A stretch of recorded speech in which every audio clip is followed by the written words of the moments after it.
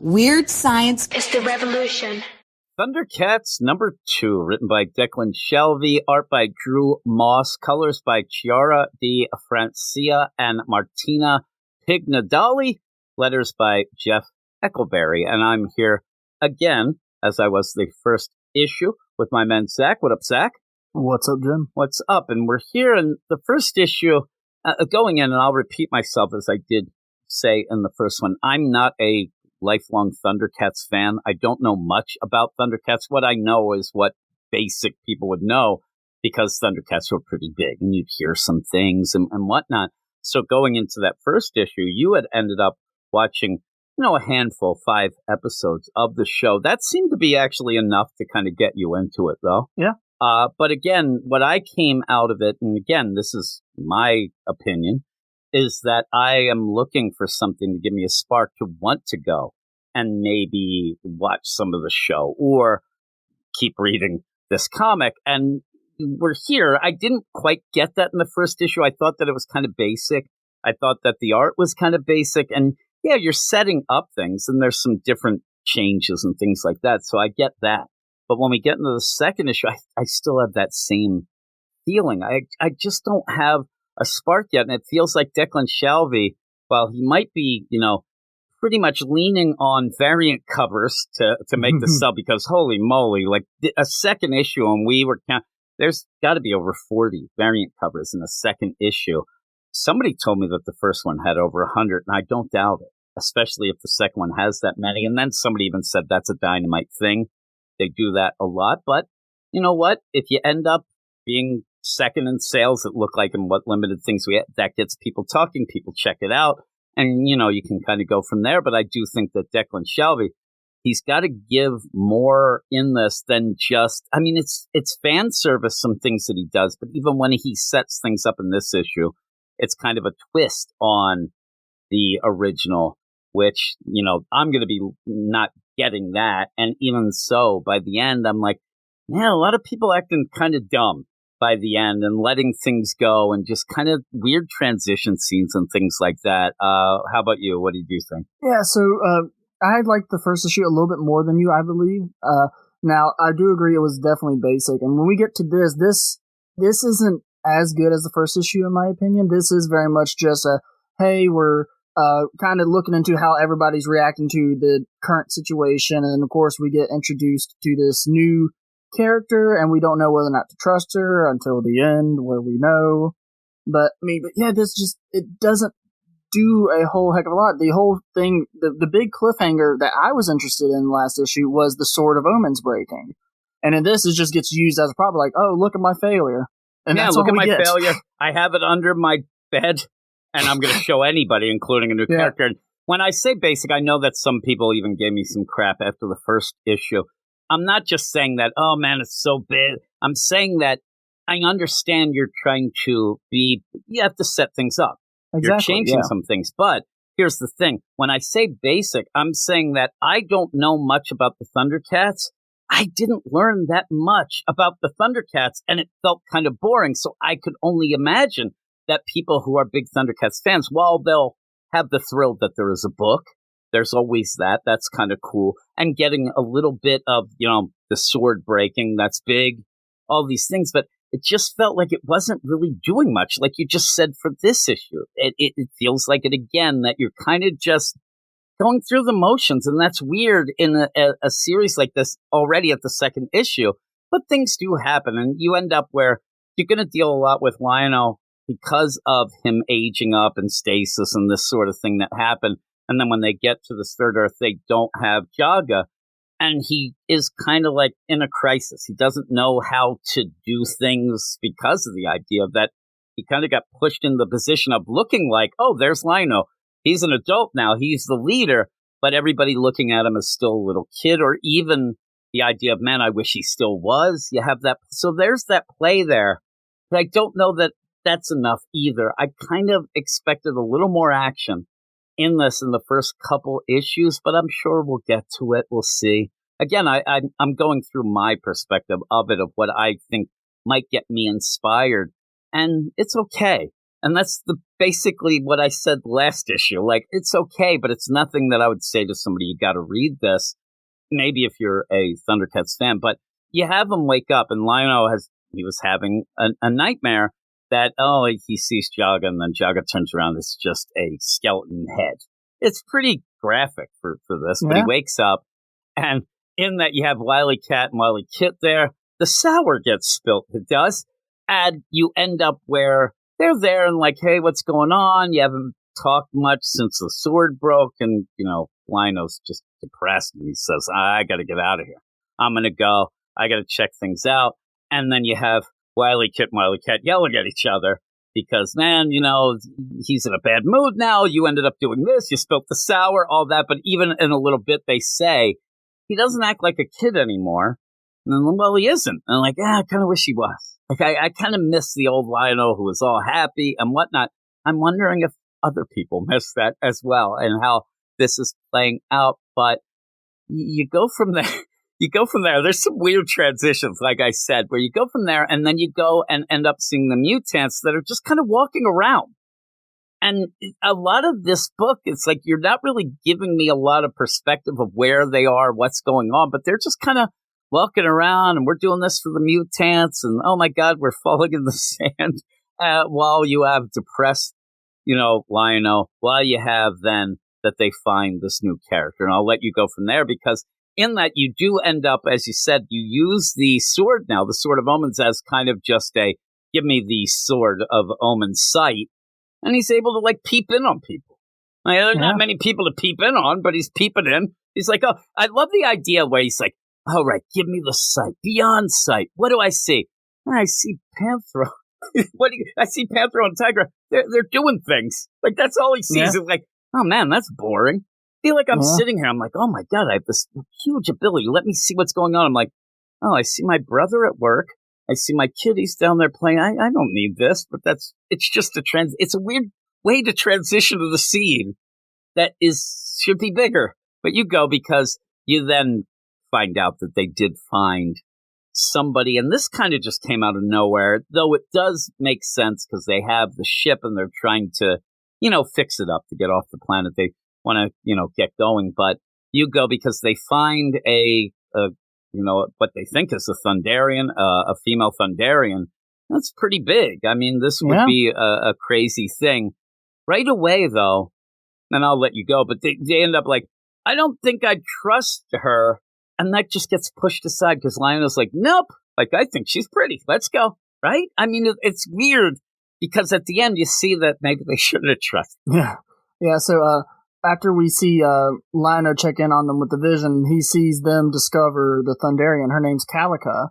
Well, we then go, like I said, to where the mutants are wandering through the desert and they come across the I don't know what it's called, the Pyramid of Mumra or whatever. Yeah, they got the Pyramid of Mumra and then start sinking into the sand. Yeah, they just immediately start sinking into the sand. Yeah, it serves no purpose in this issue. No, it's a weird and it could, but when you're doing this and you're writing this and even the art, obviously you're setting something up. You got the Mumra, you got the whole pyramid.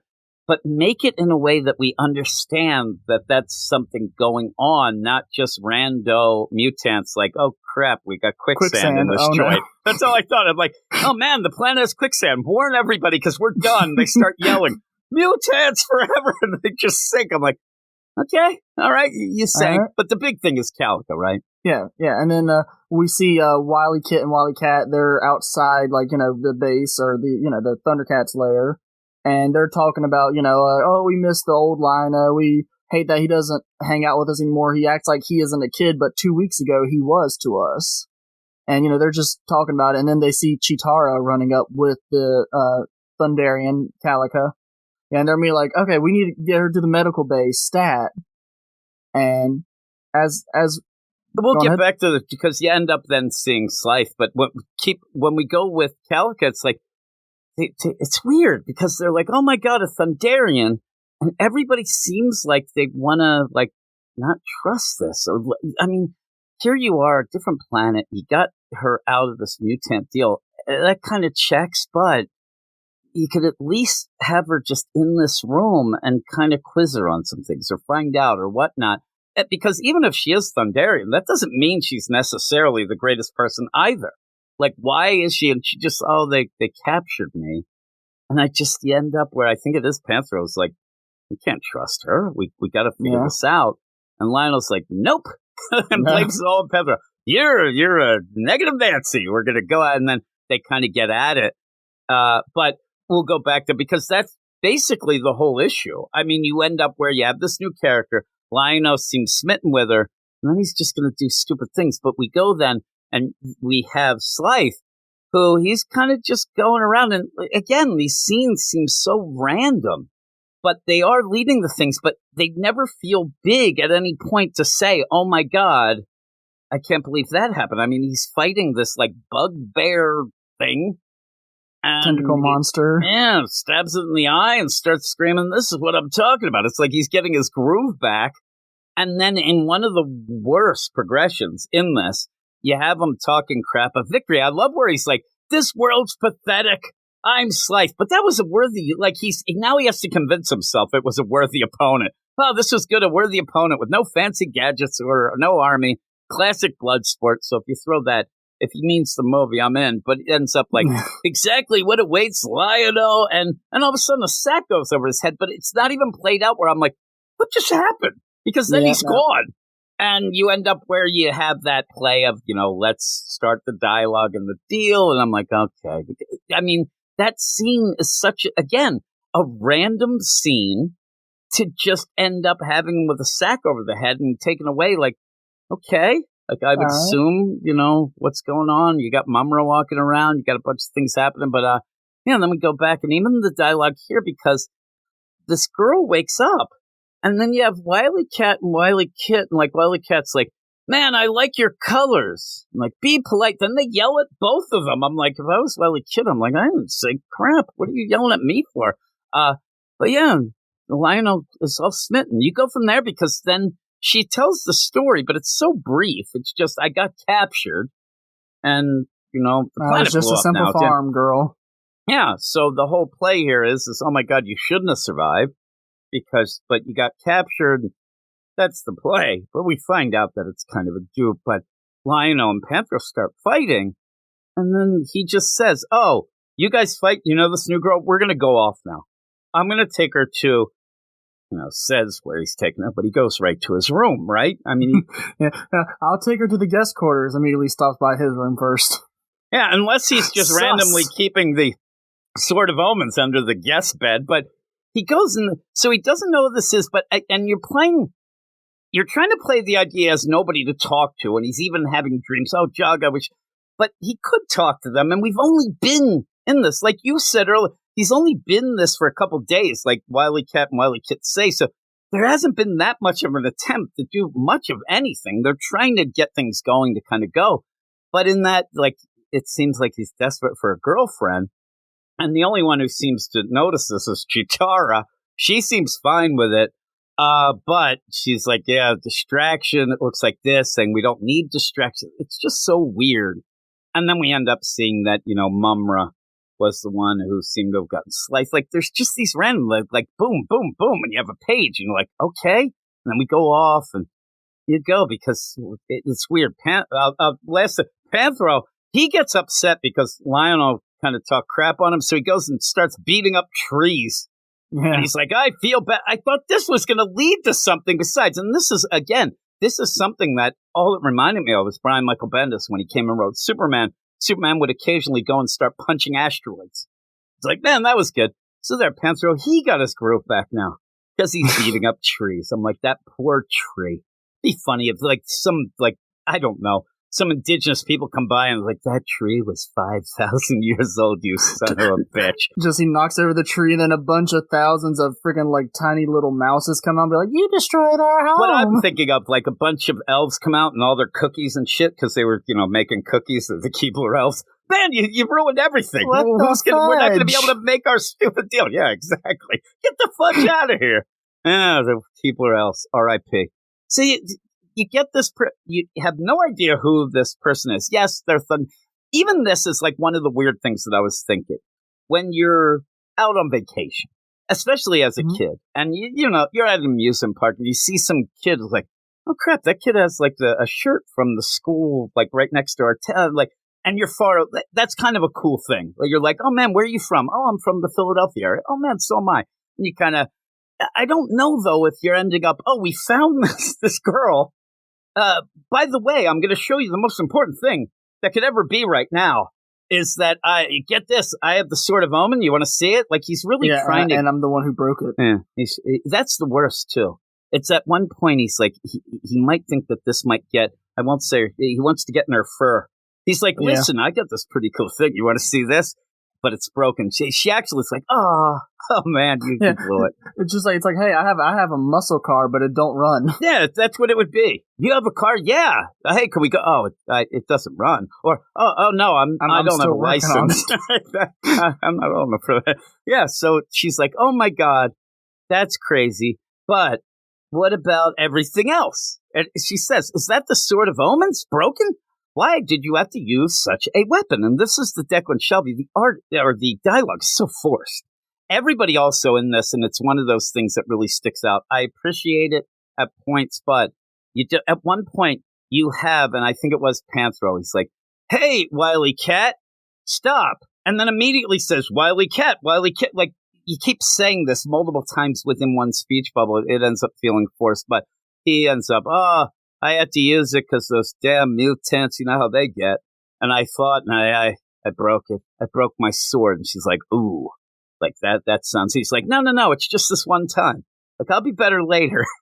He goes up to it'll run next time, baby. He gets the Sword of Omens Viagra they have somewhere, which would be just fixing the Sword of Omens. And he says, oh, yeah, and by the way, you think that's bad news? Get this. There's no more planet. Your family, they dead. And she's like, what? Yeah. My mom and dad. This is where I wanted to laugh and have her say, my mummy.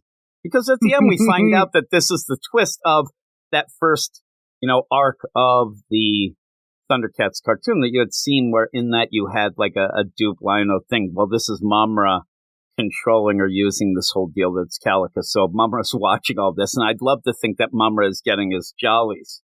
Like, just like, oh, I forgot what it was like to be a teenager. And he's, like, having a lot of fun. I need at one point Slythe, who's there, is like, come on, let's do stop being this girl. Let's get going there, dude. Stop walking around. He's having a grand old time. Just do the mission. I love he's just walking like her. He's, like, prancing around. He's like, oh, I like this, though. All of a sudden. He discovers something about himself. Oh, yeah. Slythe is like, come on, Mama. He's like, no, you call me Calica. I'm Calica. Look at me. Because then they hug, and it's like, what will I do now? And again, it's too quick. I get the play, but it's the second issue, and you're already showing pretty much that Lion-O, he's thinking below the belt, but he's also kind of a dummy. And whether you could say it's because he's naive, that's fine, but it's too much right away. And it's also in that where Chitara says, oh man, he's distracted. I think he's in love. I think somebody, I hate to say it, should interrupt them or watch them. Like, he is still the mind of a child. And it's a little weird, but there you go. He needs does we have what's mind. His name? Tigra Invisible in the corner watching them. Yeah, that one. I love that play because you do have at one point, like, just because you have to show that Tigra turns invisible. There's a lot of things that get thrown in here that really play off weird. That play off, and yeah. The idea is like Tigra. Then he comes back and like, hey, what did you see? He's like, what didn't I see? And like, you were supposed to stop him. He's like, oh crap, I'll be back. He's like, I was just watching. And wait till you see these pictures. And see, let's just say that the Sword of Omens wasn't the only thing that got broken in that room. He's like, my sword came out of the scabbard. We could have a lot of play. See, this book could get real sexy. I think it's supposed to be a little more all ages than we're making it, but we're making it fun. In the meantime, all that is so great because still you have to remember it's Mumra prancing around. Oh my! Is that an invisible Tigra in the corner? Or are you just happy to see me? Oh, it'd be the greatest. Oh, I love it. So, yeah. I might like it more the way we're playing it, but what would you give this overall? I think we can give this a 6.5 out of 10. Cause, I'm a 6. Yeah, it's just, it does feel like it's kind of going through the motions right now. And everything that I was really looking forward to in the first issue, we kind of just brush it off to the side a little bit here. And I mean, while I do like seeing all the different characters and their thoughts and feelings, etc. It's kind of boring too, though. Yeah, it is. Yeah.